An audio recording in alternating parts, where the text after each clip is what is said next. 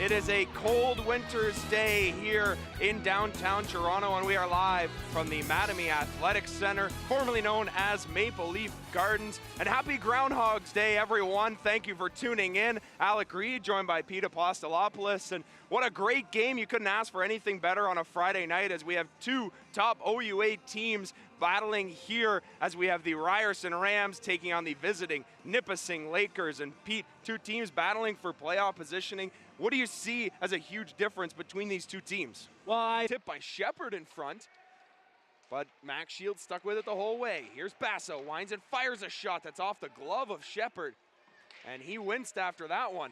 One last chance for the Rams as left fires a shot, and they score! It is called a goal on the ice. The clock hit 0. The ref signals a goal, and it's 2-1. Ryerson cuts in as the buzzer goes. It's almost halfway through the third period as Shepard will bring the puck in. Shepard patient with it as Basso turned him away, and Shepard now brings it in. He finds Messenger in the middle, who gets it back to Vanucci. Cross ice to Peterson, winds and fires a shot and scores! Trevor Peterson with a slap shot right to the top corner, and the York Lions are up 3-1.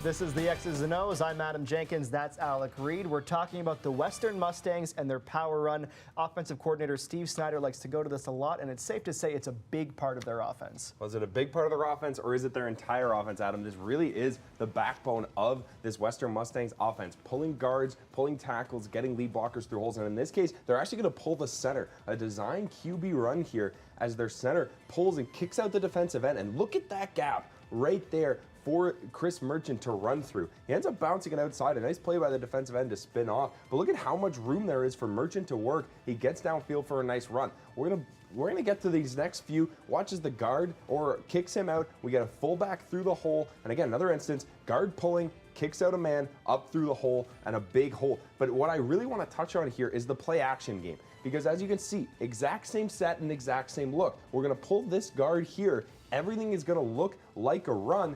And look what this does. Look at the linebackers. They are now down at the line of scrimmage.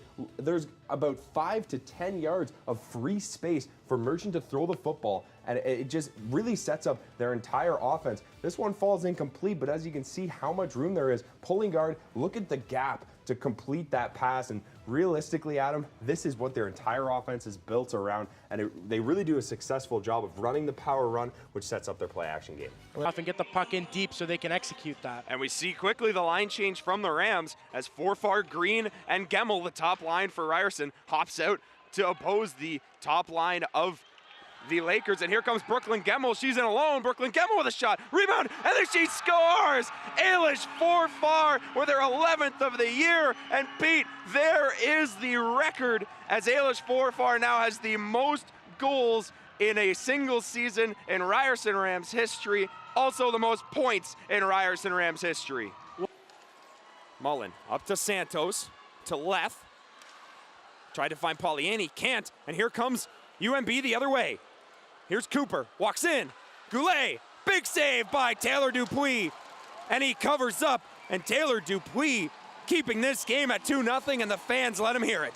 And for the Guelph Griffins, they were out the services of James Roberts for 4.5 games. He came back in the quarterfinal round. How much of a big boost is that to this Griffins offense? Well, it's huge because James Roberts, not only is he their leader, but he ranks #1 in the OUA in quarterback efficiency rating. You see 9 touchdowns and 2 interceptions over the 5 games that he played this season. And James has just been a real, true leader on the team. You see whenever he's out on the field, there's just a calmness about the rest of the players around him. He can make a lot of different throws and just really commands that offense, and does a very good job of driving them down the field with a lot of efficiency. Fourth-year man. We saw him in the Yates Cup in 2015. He already is a champion. It's blocked, and here's Leth, the only goal scorer for the Ram. Brings it in, and a shot on net as Harlan tipped it wide. Leth again. Out in front to Di Tommaso, fires a shot, and they score! DiTommaso with his second goal of the playoffs, and the Ryerson Rams have responded, and it's 3-2. Well, this is what we saw from Samantha Strasburger, applying the pressure on the penalty kill, and the shot just fools Rachel Seeley. Justine Johnson caught very deep in her own end, allows Samantha Strasburger to take that turnover and go in, and Rachel Seeley, who's looked sharp all game, just missed that one, didn't quite catch it, and Samantha Strasburger finally capitalizing on the penalty kill, and she's done a great job all night of being offensive on these penalty kills.